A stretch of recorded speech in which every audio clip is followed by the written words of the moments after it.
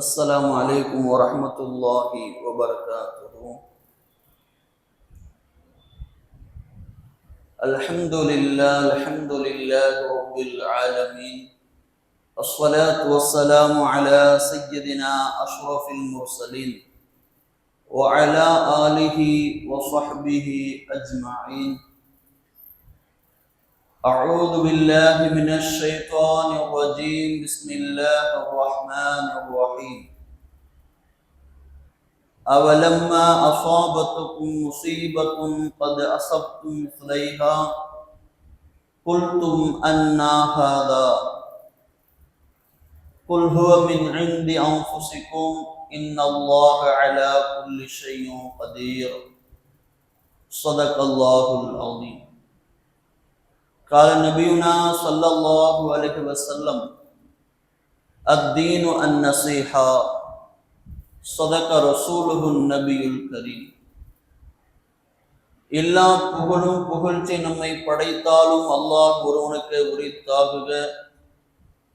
நமது நாயகம் உயிரினும் மேலான் கண்மணி நாயகம் ஸல்லல்லாஹு அலைஹி வஸல்லம் அவர்கள் மீதும் அன்னார் வழிநடந்த அத்துணை ஸஹாபாக்கள், சுஹதாக்கள், சாலிஹீன்கள், நல்லோர்கள், வலிமார்கள், குறிப்பாக நாட்களில் சிறந்த நாளான இந்த ஜும்மா நாளன்று அல்லாஹ்வை தொழுது வணங்குவதற்காக வெகு சீக்கிரமாக பள்ளிவாசலிற்கு வந்த நம் அத்துணை நபர்கள் மீதும், இனி இந்த அல்லாஹ்வின் சன்னிதானத்தை தேடி வருகிற அத்துணை இஸ்லாமின் உள்ளங்கள் மீதும் ஸலாத் எனும் கருணையும் சலாம் எனும் ஈரற்றமும் உண்டாகட்டுமாக.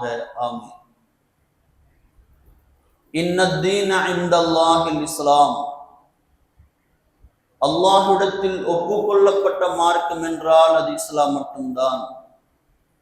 அந்த இஸ்லாம் மார்க்கத்தில் வாழுகிற நாம் இந்த இஸ்லாமிய மார்க்கத்திலேயே ஒஃபாத்தாகக்கூடிய பாக்கியத்தை நம் அத்தனை பேருக்கும் அல்லாஹ் வழங்குவானாக.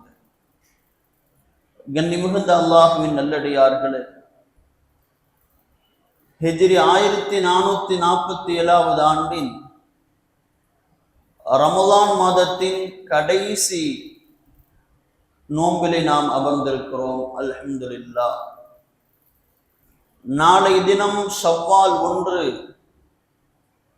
ஈதுல் ஃபித்ராக நோன்பு பெருநாளை நாம் கொண்டாட இருக்கிறோம். அல்ஹம்துலில்லாஹ். அந்த பெருநாள் என்கிற சந்தோஷத்திற்கு முன்பதாக இன்றைக்கு இருக்கிற சூழலில் இஸ்லாமிய சமூகம் 3 விடயங்களை குறித்து கவலை கொள்ள வேண்டும் என்பதை நாம் சிந்தனையில் உங்களுக்கு நான் கொண்டு வருகிறேன். ஒன்றாவது, அண்ணலம் பெருமான் ஸல்லல்லாஹு அலைஹி வஸல்லம் அவர்களும் அருமை தோழர்களும் அவர்களுக்கு பின்வந்த தாபீன்களும் அவர்களுக்கு பின்வந்த தபா தாபீன்களும் நல்லோர்கள் என அனைவரும் ரமலான் கடப்பதை, ரமலான் நம்மை விட்டு செல்வதை கவலைப்பட்டார்கள். ஏனென்றால் இது போன்ற ஒரு பாக்கியமான மாதம், நன்மைகளை அள்ளி வழங்குகிற மாதம், இனிமேல் அதை அடைய நமக்கு இன்னும் 1 வருடம் தேவைப்படுமே, புண்ணியமான மாதம் நம்மை விட்டும் செல்கிறதே என்று நல்லோர்கள், சுகதாக்கள் எல்லாம் கவலைப்பட்டார்கள். அது குறித்து நாமும் கவலைப்பட வேண்டும். இந்த ரமலானின் நம்முடைய வாழ்க்கையினுடைய அட்டவணை எடுத்து பாருங்கள், எவ்வளவு அழகானதாக இருந்திருக்கிறது என்று பாருங்கள். அல்லாஹை வணங்குவதற்காக நாம் அதிகம் முயற்சித்திருக்கிறோம். நஃபிலான வணக்கங்களுக்காக நாம் கண் விழித்திருக்கிறோம். இப்ப இதே அட்டவணை மற்ற மாதங்களிலும் நம்முடைய வாழ்க்கையில் நாம் ஏற்படுத்திக் கொள்ள வேண்டும். அதனால் இந்த கண்ணியமான மாதம் நம்மை விட்டு செல்கிறது என்கிற கவலை நம் அத்தனை பேருக்கும் இருக்க வேண்டும். 2வது, மிடில் ஈஸ்ட் கண்ட்ரிகளில் நடக்கிற அந்த அபாயகரமான சூழல் நம் அத்தனை பேரையும் என்ன செய்திருக்கிறது? கவலைப்பட செய்திருக்கிறது.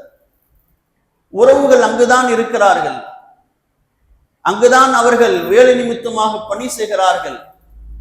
அங்குதான் வாழ்க்கை நமக்கு செழிக்கிறது. ஆனால் அப்படிப்பட்ட இடத்தில் ஒரு அபாயகரமான சூழல் நடக்கிறது.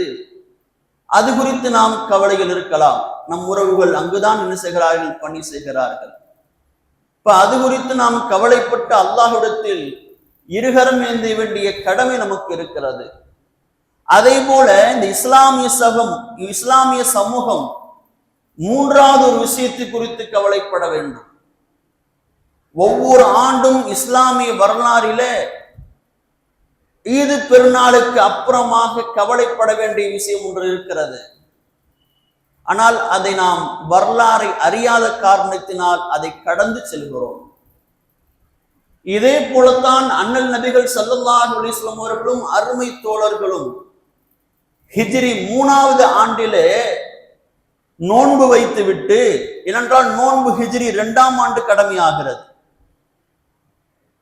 கடமையான நோன்பை ஹிஜ்ரி 3ஆம் ஆண்டு நோன்பு நோற்று பெருநாளை கொண்டாடிய சில நாட்களிலே அண்ணல் நபிகள் ஸல்லல்லாஹு அலைஹி வஸல்லம் அவர்களுக்கும் அருமை தோழர்களுக்கும் ஒரு சவாலான பயணமாக ஒரு பயணம் வந்து நிற்கிறது. அந்த பயணம்தான் உஹது போர் என்ற வரலாறு.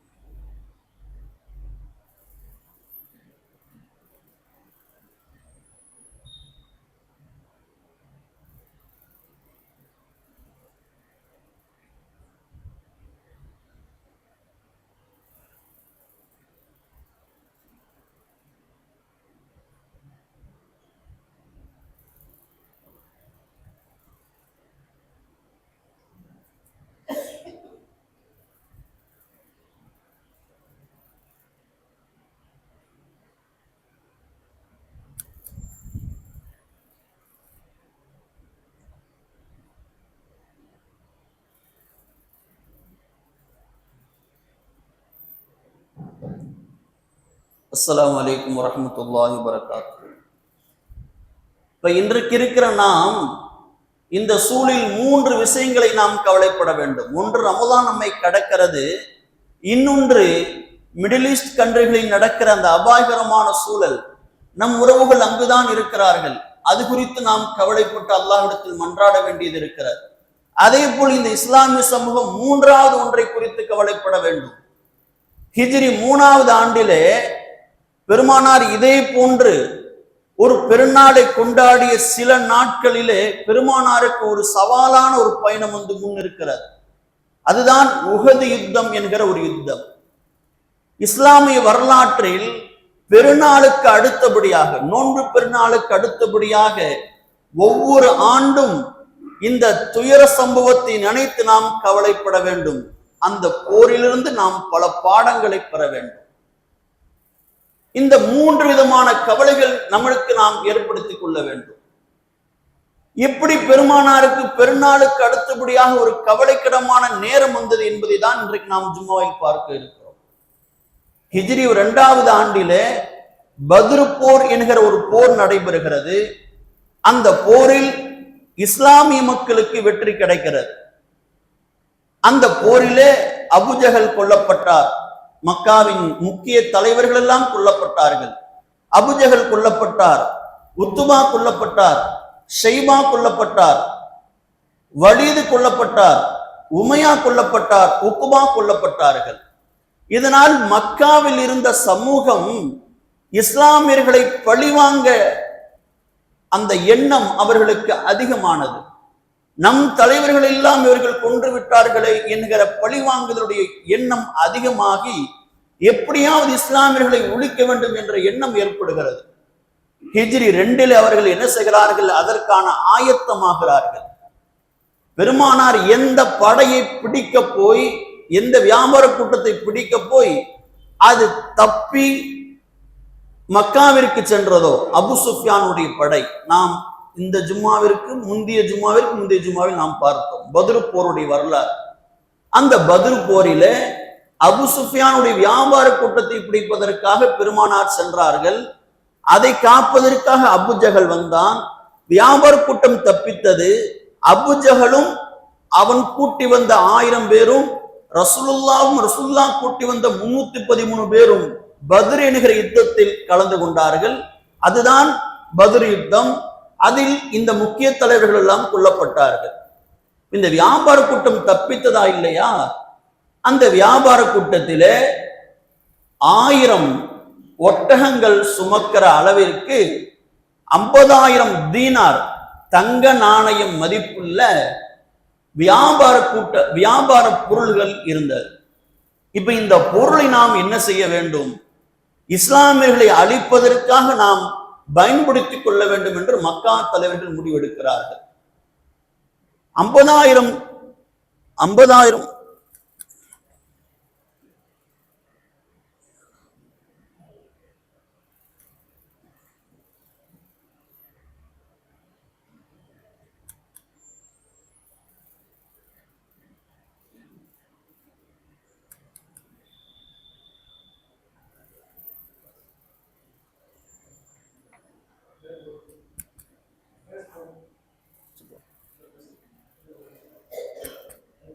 கேட்கல. ஹலோ,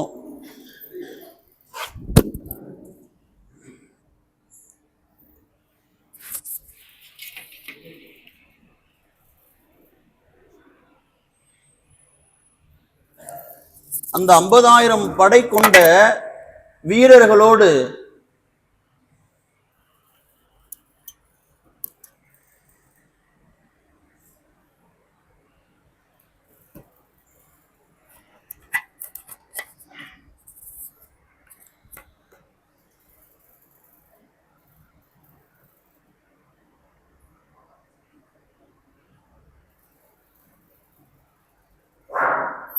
அந்த 50,000 படை 50,000 தங்க நாணயத்திற்கு மதிப்புள்ள பொருட்களை வைத்து இஸ்லாமியர்களை அழிக்க வேண்டும் என்பதற்காக திட்டம் தீட்டுகிறார்கள். திட்டம் தீட்டி மக்காவின் தலைவர்கள் ஆள் சேர்க்கிறார்கள். அதற்காகவே 2 கவிஞர்களை ஏற்படுத்தி தெரு தெருவாக சென்று பத்ரில் நாம் அடைந்த துன்பங்களை சொல்லி தலைவர்களை இழந்ததை குறித்து பேசி மக்களை போருக்கு தூண்டுகிறார்கள். அப்படி போருக்கு தூண்டப்பட்டு ஒரு வருஷத்துக்குள் 3000 பேர் ஒன்று சேர்கிறார்கள். எத்தனை பேருங்க? 3000 பேர் ஒன்று சேர்கிறார்கள். அந்த 3000 பேரும் ஒன்று சேர்ந்து இஸ்லாமியர்களை அழிப்பதற்காக மக்காவிலிருந்து என்ன செய்கிறார்கள்? கிளம்பி வருகிறார்கள். கிளம்பி வருகிற வெளியிலே அந்த படை கொண்டிருந்த ஆட்களுடைய எண்ணிக்கை 3000 பேர். 3000 ஒட்டகம் அவர்களோடு வந்தது. 200 குதிரை வீரர்கள் இருந்தார்கள். 700 கவச ஆடைகள் அணிந்த போர் வீரர்கள் வந்தார்கள். இப்படி ஒரு பெரும் படையோடு அபு சுஃபியான் என்ன செய்கிறார்? மதீனாவை நோக்கி பயணமாகிறார். மதீனாவை நோக்கி பயணமாகி வந்து கொண்டிருக்கிறார். இந்த செய்தி நபிகளாருக்கு மக்காவிலிருந்து அப்பாஸ் ரலியல்லாஹு ஒரு லெட்டர் எழுதுகிறார். முஹம்மதே, உங்களை தாக்குவதற்காக மக்காவிலிருந்து ஒரு படை கிளம்பி இருக்கிறது. 3000 பேர் கொண்ட படை. அதிலே 3000 ஒட்டகம் இருக்கிறது. 200 குதிரை வீரர்கள் இருக்கிறார்கள். 700 பேர் கவசாடை அணிந்திருக்கிறார்கள். எல்லா போர் தளவாடங்களும் இருக்கிறது. உங்களை நோக்கி வருகிறார்கள் என்ற ஒரு லெட்டர் எழுதுகிறார். அந்த தூதர் என்ன செய்கிறார்? 500 கிலோமீட்டர், மக்காவுக்கு மதீனாவுக்கு பார்த்தீங்கன்னா 500 கிலோமீட்டர். இந்த 500 கிலோமீட்டர் தூரத்தை அவர் என்ன செய்கிறார்? வெகு சீக்கிரமாக பயணித்து 3 நாளுக்குள் வந்து ரசூலுல்லாஹ்விடம் சொல்லிவிடுகிறார், உங்களை தாக்குவதற்காக அபு சுஃபியானுடைய தலைமையில ஒரு பெருங்கொண்ட படை வருகிறது. இப்ப ரசூல் ஸல்லல்லாஹு அலைஹி வஸல்லம் உடனே என்ன செய்கிறார்கள்? மதீனாவில ஒரு அவசர கூட்டம் நடத்துகிறார்கள். என்ன செய்யலாம்? நம்மை நோக்கி படை வருகிறது, எப்படி தடுக்கலாம், எப்படி போர் புரியலாம் என்ற மசூரா நடக்கிறது. அந்த மசூராவில ரசூல் ஸல்லல்லாஹு அலைஹி வஸல்லம் அவர்களோடு சஹாபிகள் ஆலோசனை சொல்கிறார்கள். அதில் ஒரு ஆலோசனை ஏற்றுக்கொள்ளப்பட்டது. அவங்க வரட்டும், ஊருக்குள்ள வரட்டும். நகருக்குள் வந்தால் நாம் என்ன செய்வோம்? வீடுகளில் இருந்து தாக்குவோம், தெருவின் ஒவ்வொரு நாலாப்புறங்களிலிருந்தும் தாக்குவோம். வீடுகளின் மாடுகளிலிருந்து தாக்குவோம் என்று திட்டம் போடுகிறார்கள். இந்த திட்டத்தை அந்த மதினா நகரில் இருந்த அந்த முனாஃபிக்கின்களின் தலைவராக இருந்தவர் இப்னு உமை சாதகமாக பயன்படுத்திக் கொள்கிறார். ஏனென்றால் ரசூலுல்லாஹ் வருவதற்கு முன்னாடி அவர்தான் தலைமைத்துவத்தில் இருந்தார். பெருமானார் வந்ததும் தலைமைத்துவம் அவருக்கு சென்றது. அதனால் இவருக்கு ஒரு பொறாமை. இப்ப அந்த படை வரட்டும், மக்காவின் படை, நாமும் மக்காவுடைய சேர்ந்து கொண்டு நாம் என்ன செய்யலாம்? அவர்கிட்ட ஒரு 300 பேர் இருந்தார். இந்த 300 பேரும் அந்த 3000 பேரும் சேர்ந்து என்ன செய்யலாம்? இந்த மதினா நகருக்குள்ளேயே பெருமானாருக்கும் பெருமானாருடைய தோழர்களுக்கும் முடிவு கட்டி விடலாம் என்று அவர் முடிவெடுக்கிறார். இந்த விஷயம் அல்லாஹ் பெருமானாருக்கு ஏற்றி வைக்கிறார். பெருமானாரே, உங்கள் அந்த மசூராவை தவிர்த்து ஊரில் இருந்து அவுற்று வந்து போரிடுங்கள். ஊருக்குள்ளிருந்து போரிட வேண்டாம், நகருக்குள் இருந்து போரிட வேண்டாம். நகரை விட்டும் வெளியேறி நகருக்கு வெளியிலே வந்து நீங்கள் போர் புரியுங்கள் என்று அல்லாஹ் கட்டளையிட்டார். ஸல்லல்லாஹு அலைஹி வஸல்லம் வீடுக்கு சென்றார்கள், கவசாடை அணிந்தார்கள், அணிந்து கொண்டு வெளியே வந்து ஆயுதத்தோடு வாளோடு நின்றார்கள் ஸல்லல்லாஹு அலைஹி வஸல்லம். சஹாபிகள் எல்லாம் ஆச்சரியம், நம்ம திட்டம் நகருக்குள் இருந்து போர் புரிவது, ஆனால் பெருமானார் ஆயத்தமாகி வந்திருக்கிறார்களே. சொன்னார்கள் ஸல்லல்லாஹு அலைஹி வஸல்லம், தோழர்களே, வெகு சீக்கிரமாக நீங்கள் தயாராகுங்கள், நாம் ஊருக்கு வெளியே சென்று போர் புரிய வேண்டும் என்று அல்லாஹ் கட்டளையிட்டிருக்கிறார். பெருமானார் ஸல்லல்லாஹு அலைஹி வஸல்லமும் அந்த முனாஃபிக்கின்களின் தலைவர் இப்னு உபை அவனுடைய ஆட்களோடு ஒரு 1000 பேர் மதினாவுடைய நகரிலிருந்து கிளம்புகிறார்கள். இங்கு மக்காவின் படை வேகமாக பயணித்து என்ன செய்கிறது? உஹது என்கிற அந்த மலை பள்ளத்தாக்கிற்கு வருகிறது. உஹதுக்கும் மதினாவுக்கும் இடையில் எத்தனை கிலோமீட்டர் என்றால் 3 மைல். 3 மைல், ஒரு மைல்னா 1.5 கிலோமீட்டர், ஒரு 4.5 கிலோமீட்டர் வச்சுங்க. அப்ப 3 மைல் தொலைவில் உள்ள உஹது என்கிற இடத்திற்கு மக்காவின் படை வந்து முகாமிடுகிறது. இங்க ரசூல் ஸல்லல்லாஹு அலைஹி வஸல்லம் 1000 பேரோடு கிளம்புகிறார்கள். மதினாவின் நகரிலிருந்து கிளம்புகிறார்கள். வருகிற பாதி வழியிலே இந்த நயவஞ்சகன் இப்னு உமை என்ன செய்தான்? எதுக்குங்க போர் புரியணும்? நீங்க வேணா போர் புரியுங்க, எனக்கு இதுல இஷ்டம் இல்லை, நீங்களாம் முடிவெடுத்துக்கிறீங்க, எல்லாம் சேர்ந்து முடிவெடுத்தது ஒண்ணு, அப்புறமா அல்லாஹ் சொன்னான்னு சொல்லி இன்னொரு முடிவு நீங்க சொல்றீங்க, இதெல்லாம் எனக்கு சரிபட்டு வராது, நான் என் ஆட்களோடு நான் திரும்பி போறேன் என்று காலை வாரினார். 300 பேரை அவனை அழைத்து கொண்டு திரும்பி சென்றார். இப்ப எவ்வளவு பேருங்க இருக்கிறாங்க? பெருமானாரோடு 700 பேர் தான் இருக்கிறார்கள். இந்த 700 பேரோடு நாயகம் ஸல்லல்லாஹு அலைஹி வஸல்லம் என்ன செய்கிறார்கள்? உஹது நோக்கி பயணிக்கிறார்கள். உஹதுங்கிற இடத்திற்கு வந்ததும் உஹதுக்குடைய மலைக்கு எதிர் தரப்புல யார் இருக்கிறார்?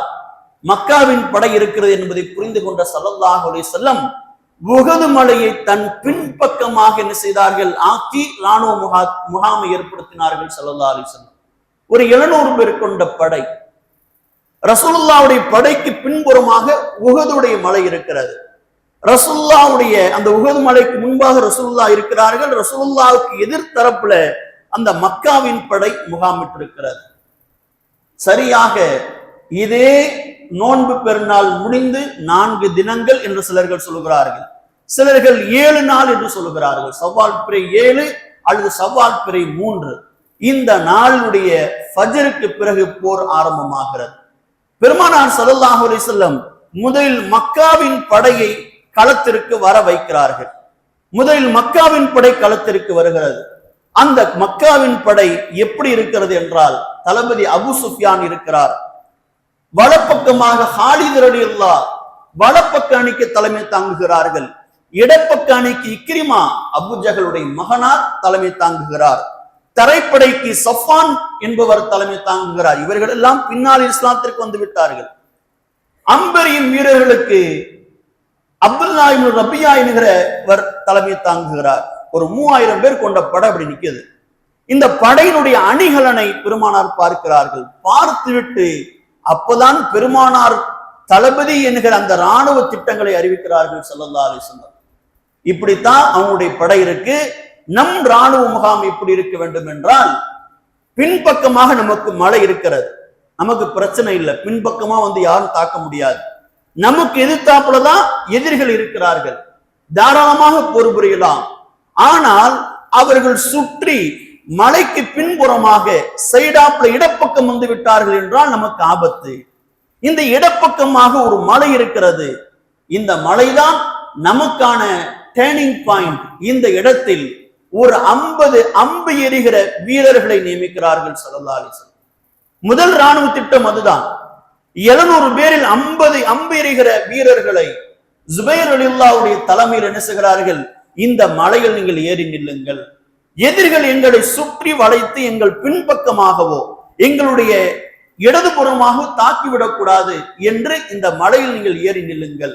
ஏறி நின்று அதோ நிற்கிறாரே ஹாலித், அவர்தான் குதிரைப்படையை சேர்ந்தவர், மக்காவின் படையில் உள்ளவர். பார்த்து சொல்றாங்க ரசூலுல்லாஹ், அவர் எப்படியாவது தந்திரம் செய்து வந்து விடுவார், அவரை நீங்கள் தாக்கி கொண்டே இருக்க வேண்டும் குதிரைப்படையை என்று நாயகம் திட்டம் சொல்கிறார்கள். சொல்லிவிட்டு சொன்னார்கள், நாங்கள் போரில் கொல்லப்பட்டாலும் எங்கள் பிணங்கள் மீது கழுகள் வந்து எங்களுடைய கரிகளை தின்ன ஆரம்பித்தாலும் நீங்கள் அந்த மலையிலிருந்து இறங்கிவிடக் கூடாது. போரில் வெற்றி கிடைத்தால் நீங்கள் இறங்கிவிடக் கூடாது, அந்த மலையிலே இருக்க வேண்டும். இன்றைக்கு நீங்க போனீங்கன்னா அந்த உகதிங்கிற இடத்துக்கு ஜபல் ருமாத் அப்படின்னு ஒரு மலை இருக்கு. இங்கதான் அம்பெறிந்த வீரர்கள் நின்றார்கள். அங்க 50 பேர் அனுப்புறாங்க ஸல்லல்லாஹு அலைஹி வஸல்லம். அனுப்பிவிட்டு இங்க ராணுவ அந்த முகாமை கலைத்து என்ன செய்கிறார்கள்? படையாக அணியாக நிற்க வைக்கிறார்கள். பெருமானார் தளபதியாக நிற்கிறார்கள். பத்ர் யுத்தத்தில் கூட பெருமானார் ஸல்லல்லாஹு அலைஹி வஸல்லம் தளபதியாக நிற்கவில்லை, பின்னின்று போரை வழிநடத்தினார்கள். ஆனால் உஹது யுத்தத்திலே தான் முன்னே வந்து நின்றார்கள் ஸல்லல்லாஹு அலைஹி வஸல்லம். தலைக்கவசம் உடல் கவசம் அணிந்து 2 வாளோடு பெருமானார் வந்து தளபதியாக நிற்கிறார்கள். தன் வலப்பக்க அணிக்கு ஸல்லல்லாஹு அலைஹி வஸல்லம் முன்திர் இப்னு அம்ர் என்கிற சஹாபியை தலைமை தாங்க சொல்கிறார்கள். இடப்பக்க அணிக்கு ஜுபைர் ரலியல்லாஹு தலைமை தாங்குகிறார்கள். அவருக்கு அசிஸ்டண்டாக உதவியாளராக மிக்னாத் என்கிற குதிரை வீரர் அவங்க ஒரு படை நிற்கிறது. இப்படி 650 பேரை ஒரு படையாக சேர்க்கிறார்கள் ஸல்லல்லாஹு அலைஹி வஸல்லம். படையினுடைய போரினுடைய முதல் தீப்பிழம்பு அதுதான். நாம் பத்ர் போரிலே பார்த்தோம், 2 அணிகள் எதிர போகிறது என்றால் ஒண்டிக்கு ஒண்டி என்கிற சண்டை முதலில் வரும். அதற்கப்புறம் தான் இரு படைகளும் சேர்ந்து தாக்க ஆரம்பிக்கும். இந்த மக்காவிலிருந்து ஒருவன் ஒண்டிக்கு ஒண்டி என்கிற அந்த யுத்தத்திற்கு வருகிறான். அவர்தான் தல்ஹா என்பவர். வருகிறார், மக்காவின் கொடியை பிடித்து கொண்டு வருகிறார். வந்து என்னை எதிர்ப்பவன் யார் இருக்கிறார் வா என்று சூளுரைக்கிறார். ஏனென்றால் அவருக்கு பெயர் கபசுல் கத், படையின் கிடா, முரட்டு கிடா அப்படின்னு அர்த்தம். அவ்வளவு ஒரு வீரர் அவர். அவர் வந்து நிற்கிறார். இங்கே சஹாபிகள் தயங்குகிறார்கள் என்றால் அவருடைய போர் குணம் தெரியும். யார் முதல்ல எதிர்க்கிறதுன்னு தெரியல. உடனே ஜுபைர் ரலியல்லாஹு அவர்கள் வருகிறார்கள். வந்து என்ன செய்கிறார்கள்? தான் ஒண்டிக்கு வர்றேன் அப்படின்னு வருகிறார்கள். இவர் தாக்க வருகிறார். யார்? தல்ஹா தாக்க வருகிறார். ஜுபைர் ரலியல்லாஹு தாக்க வருகிறார்கள். அவர்கள் தாக்குவதை கொஞ்சம் நழுவி ஒரே பாஞ்சலாக சிங்கம் மாறி பாஞ்சு என்ன செய்கிறார்கள்? ஜுபைர் ரலியல்லாஹு அந்த தல்ஹாவுடைய ஒட்டகத்தில் ஏறிக்கொள்கிறார்கள். ஏறிக்கொண்டு ஒட்டகத்தில், அவருடைய ஒட்டகத்திலே சண்டை நடக்கிறது. சண்டை நடந்து அவரை கீழே தள்ளுகிறார்கள். இவர்கள் கீழே குதித்து தல்ஹாவுடைய தலையை கொய்து விடுகிறார்கள் ஜுபைர் ரலியல்லாஹு. அடுத்து அந்த மக்காவின் கொடியை பிடிப்பதற்காக தல்ஹாவுடைய சகோதரர் உஸ்மான் வருகிறார். அவரை ஹம்ஸா ரலியல்லாஹு விட்டு வீழ்த்துகிறார்கள். அவருடைய சகோதரர் உஸ்மானுடைய சகோதரர் என்ன செய்கிறார்? அடுத்து கொடியை பிடிக்க வருகிறார். இப்படி கொடியை பிடிப்பதற்காக 11 நபர்கள் வந்தார்கள் மக்காவினுடைய படையிலிருந்து. 11 நபர்களையும் இந்த 2 சஹாபிகள் எல்லாவரையும் என்ன செய்தார்கள்? கொய்தார்கள். சண்டை மும்முரமாகிறது. இரு படைகளும் என்ன செய்கிறது? கடுமையாக தாக்கிக் கொள்கிறார்கள். அந்த போரிலே அபூ துஜானா ரலியல்லாஹு அவர்கள் கடுமையாக போரிடுகிறார்கள். ரசூல் கேட்டார்கள், போர் ஆரம்பிப்பதற்கு முன்பதாக என்னுடைய 2 வாள் எடுத்து வந்தார்கள் என்று சொன்னேன். அந்த ஒரு வாளை எடுத்து காட்டினார்கள். இந்த ஒரு வாள் யாருக்கு வேண்டும்? இதனுடைய கடமையை செய்ய யார் தயார் என்று கேட்டார்கள். அபூபக்கர் ரலியல்லாஹு நான் என்றார்கள். உமர் ரலியல்லாஹு நான் என்றார்கள். அலி ரலியல்லாஹு சொன்னார்கள். பல சஹாபிகள் கேட்டார்கள் இந்த வாளை. ஆனால் ரசூலுல்லாஹ் இந்த அபூ துஜானா ரலியல்லாஹுவிற்கு கொடுத்தார்கள். நீ இதை வாங்கிக்கொள், மின்னலை போல் போரிடு என்றார்கள் ஸல்லல்லாஹு அலைஹி வஸல்லம். வாங்கினார். இதை பார்த்த ஜுபைர் ரலியல்லாஹு சொல்லுகிறார்கள், நான் ரசூலுல்லாஹ்வுடைய குப்பை மகன், நான் கேட்டேன், எனக்கு அந்த வாழத்தல ரசூலுல்லாஹ், அதுதான் இந்த அபூதுஜானா மீது எனக்கு பொறாமை இருந்தது. இவர் என்னதான் பண்றான்னு பார்ப்போம் போர்ல அப்படின்னு நான் பார்த்தேன். அவர் மின்னலை விட வேகமாக மக்காவின் படைகள் உள்ளவர்களை எல்லாம் துடைத்து கொண்டு தூக்கி எறிந்து விட்டு என்ன செய்தார்? மின்னலை போன்று பாய்ந்தார். பல நபர்களை வெட்டி கொண்டு அந்த படையினுடைய கடைசி இன்றிருவருக்கும் அவர் சென்றார். நான் பார்த்து கொண்டு இருந்தேன், எனக்கு வியப்பாக இருந்தது. சொன்னேன், ரசூலுல்லாஹ் சரியான நபருக்குத்தான் வாளை கொடுத்தார்கள் என்று. இப்படி போர் மும்முரமாக நடக்கிறது. எதிரி படை பின்வாங்குகிறார்கள், மக்காவின் வீரர்கள் பின்வாங்குகிறார்கள், தலைதெறிக்க ஓடுகிறார்கள். இதை சஅத் இப்னு அபீ வக்காஸ் ரலியல்லாஹு சொல்கிறார்கள். ரசூலுல்லாஹ்வுடைய படை தாக்க ஆரம்பித்ததும் அந்த தாக்குதலை தாக்கு பிடிக்காமல் மக்காவின் படைக்குள் விரிசல் ஏற்பட்டு பல நபர்கள் புறமுதுகு காட்டி ஓடினார்கள். அப்படி ஓடும்போது அவர்களின் கரண்டை காலுக்கு மேல் உள்ள அந்த முழங்காலை பார்த்தேன். எல்லாம் தூக்கி வேட்டியை தூக்கி பிடிச்சுக்கிட்டு ஓடினாங்க, ட்ரெஸ்ஸை தூக்கி பிடிச்சிட்டு ஓடினாங்க. எல்லாருடைய முழங்காலை நான் பார்த்தேன், எல்லாம் தலைதிரிச்சு ஓடுனாங்க அப்படின்னு ஜுபைர் ரலியல்லாஹு அவர்கள் அறிவிக்கிறார்கள். அப்படி எல்லாரும் ஓடுறாங்க. மக்காவின் படை பின்வாங்குகிறது, முஸ்லிம்கள் படை முன்னேறுகிறது. அவர்கள் அந்த ராணுவ முகாமை விட்டும் என்ன செய்கிறார்கள்? பின்தங்கி போகிறார்கள். அப்ப முஸ்லிம்கள் எல்லாம் வெற்றி வெற்றி என்று என்ன செய்கிறார்கள்? முழங்குகிறார்கள். வெற்றி வெற்றி என்று முழங்குகிறார்கள். முழங்குறது மட்டுமல்ல, அவர்கள் போட்டுட்டு போன கனிமத்து பொருளை இஸ்லாமிய வீரர்கள் எடுக்க பாய்ந்தார்கள். எடுக்க ஆரம்பித்ததும் இதை யார் பார்க்கிறார்? இந்த வலப்பக்கமாக இடப்பக்கமாக அந்த ஜபலுர் ருமாத் என்கிற மலையில் அம்பேறுகிற வீரர்களை நிப்பாட்டினார்கள் அல்லவா, அவர்கள் பார்க்கிறார்கள். பார்த்ததும் என்ன செய்கிறார்கள்? அப்ப வெற்றி ஆயிட்டோம் போல, இஸ்லாமிய படை வெற்றி ஆகிவிட்டது, நம்ம கீழே இறங்கலாம், எல்லாரும் பொருளை எடுக்கிறாங்க, கனிமத்து பொருளை எடுக்கிறாங்க அப்படின்னு இவங்க தயாராகிறாங்க கீழே இறங்குவதற்கு. தலைவர் ஜுபைர் இப்னு அவ்வாம் என்கிற அன்சாரி சஹாபி சொல்கிறார்கள், ரசூலுல்லாஹ் என்ன சொல்லியிருக்கிறாங்க? வெற்றி ஆனாலும் சரி தோல்வி ஆனாலும் சரி இந்த மலை விட்டும் இறங்கக்கூடாது என்று நம்மளை தடுத்திருக்கிறார்கள், யாரும் போகாதீங்க அப்படின்னு தன்னுடைய 50 வீரர்களுக்கும் சொல்றாங்க. ஆனால் சில வீரர்கள் அந்த பேச்சை கேட்க மறுத்து அந்த மலை விட்டு இறங்க ஆரம்பிக்கிறார்கள். ஏனென்றால் அதுதான் இஸ்லாமிய படைக்கு பலமே. அந்த மலையில் இருக்கிற அந்த 50 அம்பெறுகிற வீரர்கள் கீழே இறங்குகிறார்கள். இறங்கினால் இது யார் கவனிக்கிறார்? எதிரிப்படையின் ஹாலித் இப்னு வலீத் ரலியல்லாஹு இஸ்லாத்துக்கு வந்துட்டாங்க, அவங்க கவனிக்கிறாங்க. எதிரிப்படையில் இருந்தவர்கள் அந்த நேரத்தில் உஹது யுத்தத்தில் கவனித்து என்ன செய்கிறார்கள்? அந்த மலையை நோக்கி வருகிறார்கள், தன் குதிரைப்படையோடு வருகிறார்கள், அந்த மலையை சுற்றுகிறார்கள். சுற்றி இஸ்லாமிய படைக்கு பின்பக்கமாக வந்து விடுகிறார்கள். வந்து பின்பக்கமாக தாக்க ஆரம்பிக்கிறார்கள். ஹாலித் ரலியல்லாஹு கடுமையாக தாக்குறாங்க. முஸ்லிம்கள் நடுவில் சிக்கிக் கொண்டார்கள். முன்னாடி புறமுதுகு காட்டின ஓடின படை பின்பக்கமாக ஹாலித் ரலியல்லாஹு வந்து தாக்கியதும் நடுவில் மாட்டிக்கொண்ட முஸ்லிம் வீரர்கள் செய்வது அறியாமல், ஒன்றும் புரியாமல், யார் பின்னாடி இருந்தா தாக்குறான்னு தெரியலன்னு சொல்லி எல்லாரும் குழம்பி போகிறார்கள். இதை கவனித்த புறமுதுகு காட்டி ஓடிய வீரர்கள் மீண்டும் வருகிறார்கள். மக்காவின் வீரர்கள் வந்தால் மக்காவின் வீரர்கள் முன், ஹாலித் இப்னு வலீத் ரலியல்லாஹுடைய படை பின், நடுவில் முஸ்லிம்கள் மாட்டிக்கொண்டார்கள். கடுமையாக யுத்தம் நடக்கிறது. இஸ்லாமியர்கள் பல பேர்கள் கொல்லப்படுகிறார்கள். குறிப்பாக ரசூலுல்லாஹ்வுடைய சச்சா சிறிய தந்தை ஹம்ஸா ரலியல்லாஹு கடுமையாக போரிட்டு இருக்கிற அந்த வேளையிலே வஹ்ஷி என்பவர், இவர் யாருன்னா இவருக்கு மக்காவின் தலைவர்கள் ஒருவர் முதுஈம் என்பவர் என்ன செய்தார்? ஒரு டீல் கொடுத்தார். நீ போர்ல உஹது யுத்தத்துக்காக போறீங்க, அந்த போர்ல ரசூலுல்லாஹ்வுடைய சச்சாவை நீ கொன்னுட்டீனா, ஹம்ஸா ரலியல்லாஹு கொன்னுட்டீனா நீ அடிமையிலிருந்து விடுதலை ஆகிடுவ. வஹ்ஷி யாருன்னா ஹபசி இனத்தை சேர்ந்தவர். நீ என்ன செய்யற? சுதந்திரமானவனாக மாறிவிடுவ, நீ அவரை கொல்லு. அவரை கொல்வதற்காக வஹ்ஷி என்பவர் வந்தார், ஹம்ஸா ரலியல்லாஹு கொல்வதற்காக. ஹம்ஸா ரலியல்லாஹு ஒருவரிடம் மும்முரமாக போரிட்டு கொண்டிருந்தார்கள். இவர் பதுங்கி பதுங்கி வந்தார். வஹ்ஷி வந்தவர் சரியான நேரம் பார்த்து சரியாக ஒரு அம்பை எய்தார். அம்பு இல்லை, ஈட்டியை எய்தார். அந்த ஈட்டி ஹம்ஸா ரலியல்லாஹுடைய தொப்புளில் பட்டு பின்பக்கமாக வந்தது. அப்படியே சாய்ந்தார்கள் ஹம்ஸா ரலியல்லாஹு.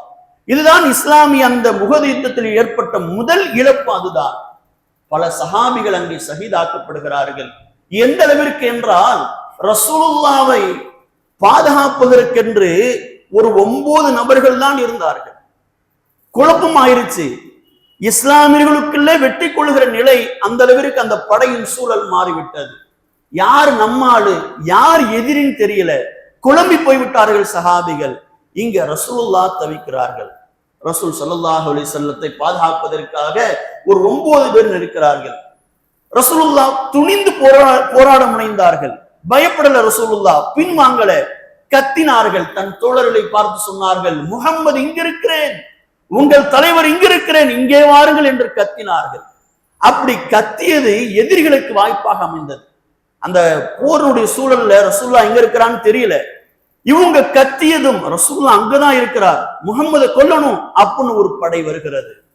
இங்க ரசூலுல்லாஹை பாதுகாப்பதற்கென்று 9 வீரர்கள் தான் இருக்கிறார்கள். எதிரி படையும் வருகிறது. ரசூலுல்லாஹை கீழடைத்ததும் இஸ்லாமிய படையும் வருகிறது பெருமானாரோடு சேர. ஆனால் இஸ்லாமிய வீரர்கள் ஒன்று சேருவதற்குள் அந்த எதிரி படை வீரர்கள் ஒன்று சேர்ந்து விடுகிறார்கள். அந்த 9 பேரையும் சூழ்ந்து தாக்குகிறார்கள். ரசூலுல்லாஹ் நடுவில் 9 பேர் இருக்கிறார்கள், துணிந்து எதிர்க்கிறார்கள். ஆனால் அதில் 7 அன்சாரி சஹாபிகளை வந்த படை கொள்கிறது, வெட்டி சாய்க்கிறது. 2 நபர்கள் தான். ஒருவர் சஅத் இப்னு அபி வக்காஸ் ரலியல்லாஹ், இன்னொருவர் தல்ஹா ரலியல்லாஹ். இருவரும் ரசூலுல்லாஹை பாதுகாக்கிறார்கள். பாதுகாக்கிற நேரத்திலே இருவரும் யாரையும் உள்ள விடல. சஅத் இப்னு அபி வக்காஸ் அம்பு எறிகிற ஆள், தல்ஹா ரலியல்லாஹ் வாள் வீரர். என்னை சமாளிக்கிறாங்க, அந்த கூட்டத்தை சமாளிக்கிறாங்க.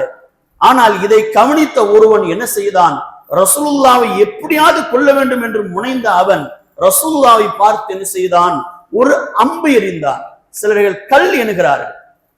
ரசூலுல்லாவை நோக்கி ஒரு கல் எறிந்தான். அந்த கல் ரசூலுல்லாவுடைய அந்த தலைக்கவசம் இருக்கிறது அல்லவா, அந்த தலைக்கவசத்தில் பட்டது. தலைக்கவசத்தில் பட்டு சரியாக இந்த முகத்தில் இருக்கிற தலைக்கவசத்தில் பட்டது.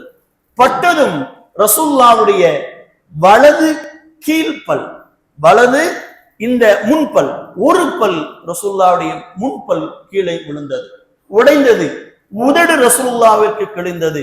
ரசூலுல்லாஹ் கொஞ்சம் நிலை தடுமாறினார்கள்.